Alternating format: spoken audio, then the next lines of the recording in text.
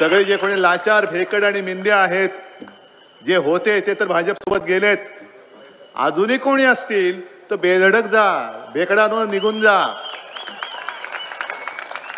कारण आपल्याला कल्पना आहे, मी नाशिकच्या सभेत बोललो होतो भेकड जनता पार्टी. उगाचच नाही बोललो काहीतरी बोलायचं म्हणून.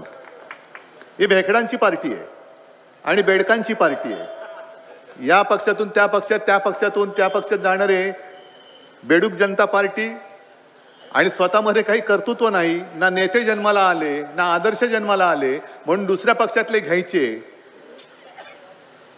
कधी या पक्षाचा नेता चोर करी, त्या पक्षाचा नेता चोर करी. डॉक्टर बाबासाहेब आंबेडकरांना चोरायचं, सुभाषबाबूंना चोरायचं, आपल्या बाळासाहेबांना चोरायचं.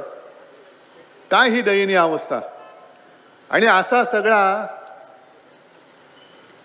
म्हणजे काही नीतिशून्य, विचारशून्य पक्ष आपल्या देशावरती गेले 10 वर्ष राज्य करतोय. याची आता मला लाज वाटते.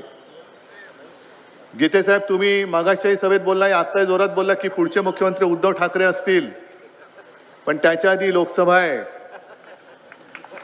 आधी लोकसभा आहे आणि आता सुरुवात तळागाळातून नाही, आता कळसालाच हात घालायचा. पहिला कळसावरतीच आपला भगवा फडकवायचा.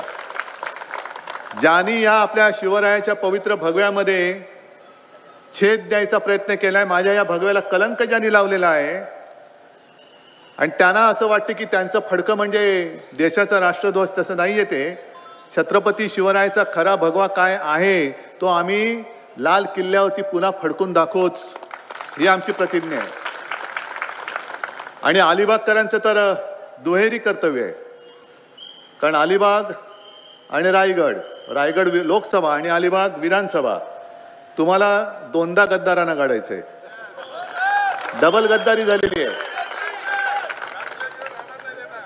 आणि नुसतीच गद्दारी नाही, एक 8-15 दिवसापूर्वी जो एक निर्णय दिला लवादानी, मी लबाडानी म्हणालो, ते पण तुमच्या इथलेच कुठले तरी आहेत मला वाटतं, रेवसचे वगैरे आहेत ना.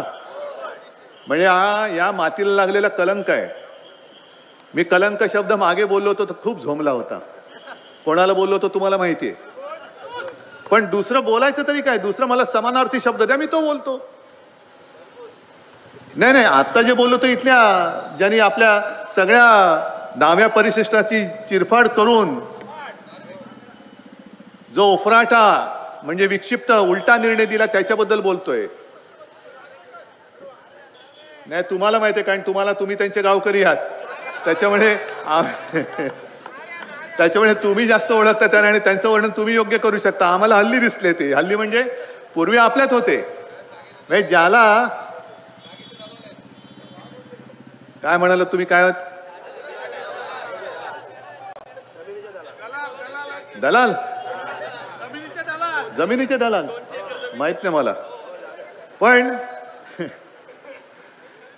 त्याने एक गोष्ट लक्षात ठेवलं पाहिजे की नशिबाने मोठी एक जबाबदारी दिली, असं नशीब कोणात नसतं. म्हणजे अध्यक्षांची एक परंपरा आहे, लोकसभा अध्यक्षांची एक परंपरा, विधानसभा अध्यक्षांची एक परंपरा. त्या परंपरेला साजेसं काम त्यांनी करायला पाहिजे होतं. म्हणून आपण जे म्हणतो ना, काही लोक, व्यक्ती या किती, जसं तुम्ही आता चौल या नगरीचं वैशिष्ट्य सांगितलं, तसंच एका व्यक्तीचं वैशिष्ट्य असतं. म्हणजे वर्षांमागून वर्ष जातात तरी देखील न्यायमूर्ती म्हटल्यानंतर पहिलं नाव येतं ते रामशास्त्री प्रभूणे. कायद्यासमोर कोणी नाही, सगळे समान आहेत. न भीता न डगमगता त्यांनी निर्णय दिला होता, देहांत प्रायश्चित्त. आणि जे लाचार असतात, दलाल असतात, त्यांना फक्त जे समोर कागद येतो तो वाचून दाखवायचा असतो.